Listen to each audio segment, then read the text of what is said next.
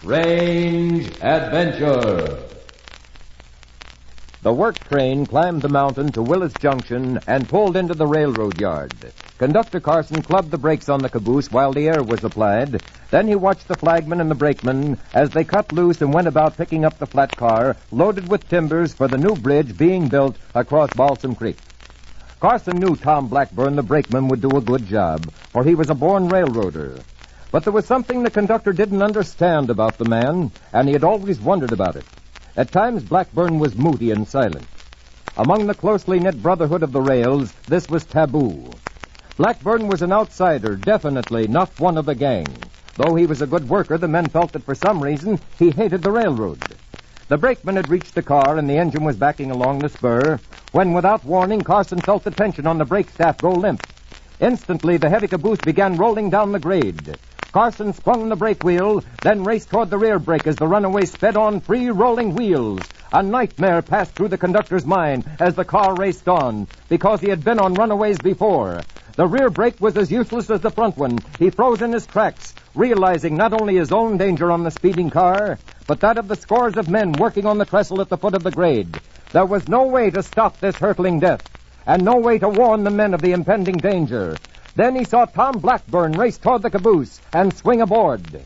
Carson was still wrestling with the brake when Blackburn yelled into his ear, "Jump before it's too late!"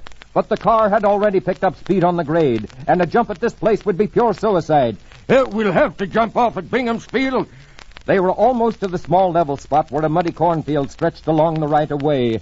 "Let's go, Tom. Now I'm going to ride her down and whistle a warning to the men on the trestle. Jump, Tom! There's nothing you can do!" Carson then leaped from the car and rolled like a rubber ball in the rows of corn. Tom clung to the platform railing as the flying runaway careened around the sharp curves and thundered across the bridges. Tom gave forth with a high, shrill whistle for which he was noted the whole length of the division. A short distance ahead were the workmen on the half-finished trestle across the canyon. Ahead was sudden death. Again, Blackburn whistled the warning, then got ready to unload at a place he called the Shelf, a narrow ledge in the center of a deep rocky cut. A second later, he jumped the runaway and was thrown on the face of rock that paralleled the track. The men at the bridge heard Tom's whistle and knew there was something wrong. Like a mad demon, the car raced toward them. They leaped from the tracks in the bridge just in time to see the caboose go hurtling past and smash to bits against the opposite wall of the canyon. A short time later, a group of railroad men was assembled in a local hospital room. They had come to visit Tom Blackburn, the man who had apparently hated the railroad and was branded an outsider, until a runaway caboose had given him a love for the shining rails and a bravery that had made him one of the gang.